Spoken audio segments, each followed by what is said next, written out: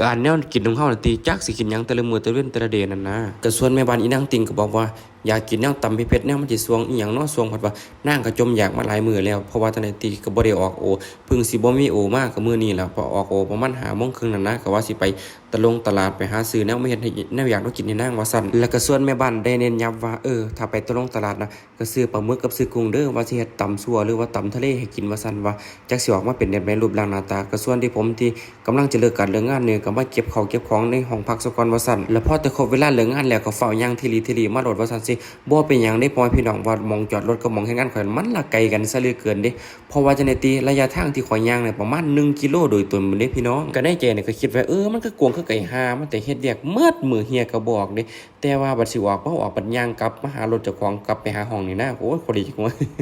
บ่มีหยังติมันย่างมันเมื่อยเฮ็ดงานเบิดมื้อว่าซั่นเฮียบ่ค่อยบ่เห็นออกเท่าบ่แดดอีหลีว่าซั่นนะก็พอมาย่างมาฮอดห้องน้องน้ำแล้วก็ฟ้าวเข้าห้องน้ำมันเป็นที่เรียบร้อยเพราะว่าจังได๋ติก็ว่าสิไปแวะตลาดซะก่อนนะว่าไปหาซื้อของทะเลว่ามาให้แม่บ้านเราตำทะเลกินว่าซั่นจักสิได้อีหยังบ่ก็ลองไปย่างเบิ่งซะก่อนจักของที่เราใส่นั่นนะก็คือสิมีครบตามที่เราบอกว่าซั่นนะก็ขับรถจากที่ทำงานก็บ่ไกลดอกประมาณ2กิโลเนี่ยฮอดหม้องตลาดเพราะว่าตลาดนี้จะเป็นตลาดเก่าแต่ว่าเขาเจ้ามาดีไซน์ใหม่นั่นนะก็สิม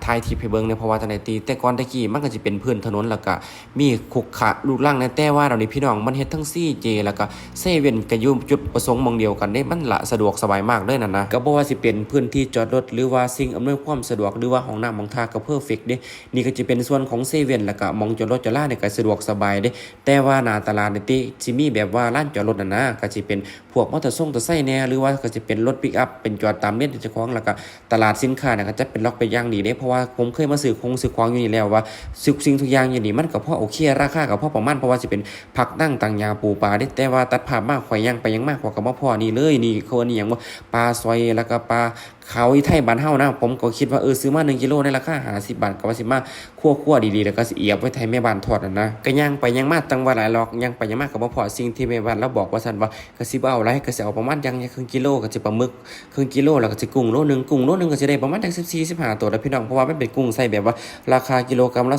240บาทนะแต่ถ้าพิเศษคัดไซส์ก็26ถึง28ว่าซั่นก็วัตถุดิบที่แม่บ้านมาสั่งในมื้อนี้ก็ได้ครบแล้วได้ปลาหมึกกับได้กุ้งแต่ว่าที่นั่งสั่งที่ในภาคเกษตรพี่น้องสิไปหาบ่ได้ใส่แล้วเพราะว่าผมไปเที่ยวสุดท้ายแล้วก็คือไปบ่ทันเพิ่นเพราะว่าในภาคเกษตรจะหมดถุงสุดท้ายพอดีนั่นนะแล้วก็ข่อยคนจะหัว ข่อยก็มาขี้คร้านถามว่าย่างไปจังว่า4รอบ5รอบก็ได้ทักไปบอกนางว่าแม่บ้านว่าซั่นว่าในภาคเกษตรนางบ่มีเด้อว่าซั่นเอาเป็นหยังแท้ในบ่นางก็บอกโอเคบ่เป็นหยังแต่ขนาดขนมเส้นนางสั่งก็ยังบ่ได้มาให้นางเลยก็สิมาลวกมีเอาตัวเพิ่นว่าแค่วัตถุดิบมื้อนี้นะครับบ่แม่นก็สิบ่ได้เป็นผู้ตำได้แต่ว่าจะทำวัตถุดิบไว้รอนางนั่นนะหลังจากที่นางเลิกการเลิกงานมาแล้วนางก็สิมาตำยั่วๆของนางเองโดดว่าซั่นก็ซึ่งพ่อบ้านจังเฮาที่สิปฏิเสธได้จังได๋เพราะว่าจังได๋ติเราเป็นครัวหัวปลาอยู่แล้วเราก็ต้องมาเตรียมอุปกรณ์ไว้ท่าเพิ่นนั่นนะว่าซั่นตินี่แหละเคยบอกไปทุกๆคลิปว่าเป็นหยังคือต้องเฮ็ดกับเขารอกันเพราะว่า1ตอนนี้นะครับเฮาอยู่ในอุตสาหกรรมโรงงานสิบอกได้เพียงว่าพี่น้องเวลานี่ติตึบปึ๊บกว่าจะได้รับได้นอน4 5ทุ่มเท่าที่กินข้าวกินปลาเสร็จแล้วก็ลูกแต่เช้าได้ตี5ก็ลุกมาแล้วพี่น้องนี่ล่ะคือเหตุผลและการงานของนางมันก็หนักอีดีครับเพราะว่าเขาเฮ็ดโรงงานยางรถยนต์แล้วก็มันต้องยกอย่างนะเป็นผู้หญิงมีมรดกนำมันนะก็ถ้าเฮาสิมาเกี่ยงกันว่าต้องเป็นหน้าที่ของผู้หญิงนะผมบอกได้โทษที่ครับ5ทุ่มเที่ยงเงินก็บ่ได้กินเมนูทุกสิ่งทุกอย่างแม้แต่ต้มมาม่าก็ผิดกันเพราะว่าจังได๋ติการที่เลิกงานมาเมื่อยๆเนี่ยพี่น้องสังเกตว่า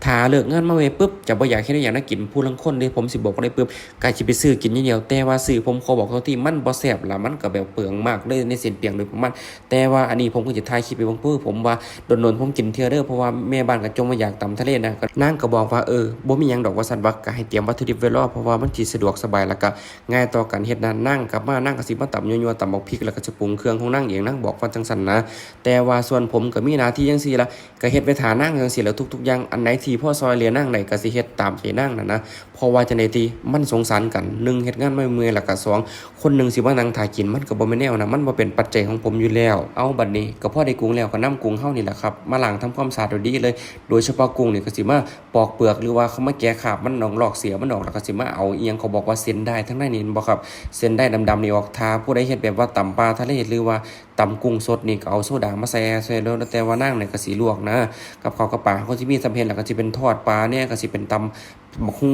ทำทะเลตำอีหยังเนี่ยแล้วก็กินไปตามนั่งที่ทางพาเฮ็ดไปซั่นล่ะครับก็บอกเด้อตัวหน้าตาสีสันก็แซ่บอันนี้โดยที่ตัวผมก็บ่รีรอเอากษัตริย์เอาตัวอิ่มเป้งๆแล้วเพราะว่าข้าวเหนียวซื้อมา10บาทนะแต่ว่านั่งกินที่ผมบอกเลยว่าโทษที่ได้4-5 คำนั่งก็บอกว่าอิ่มแล้วบัดว่าโอ้ยบัดว่าเสียดายผัดหมี่เด้บัดทีนี้อายะอยู่พี่น้องเอ้ย